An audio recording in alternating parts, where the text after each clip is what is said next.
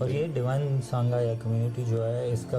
Core जो होता है वो दो तीन चीज़ों पे बिल्ट होता है। पहले ये होता है कि रिकग्निशन ऑफ द डिवाइन, जो अवतार ऑफ गॉड है उस ज़माने में, जैसे उस ज़माने में बुद्धा अलैहिस्सलाम थे, तो उसको रिकग्नाइज करना और उसकी ओबीडियंस में ये जर्नी कंटिन्यू करना, और फिर वो हमारे साथ वो नॉलेज या वो वे ऑफ लाइफ, या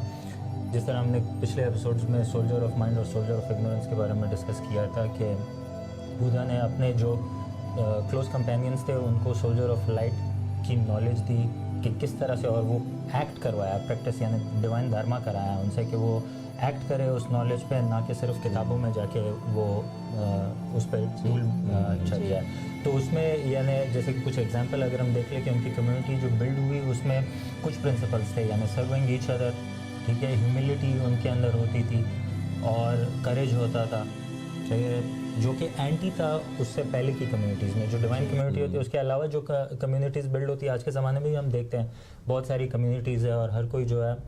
अपनी कम्युनिटी पे प्राइड कर रहा है, लेकिन प्रॉब्लम यह है कि उनकी कम्युनिटी में जो है वो लिविंग मैसेंजर नहीं है। तो हमारा जो हम जो फोकस कर रहे हैं इस पे कि जो लिविंग मैसेंजर के साथ कम्युनिटी होती है वो प्योरिटी में रहती है, और उसके अलावा जो भी कम्युनिटी बनती है वो डिस्टॉर्टेड और इम्प्योर और एरोगेंस में चले जाती है।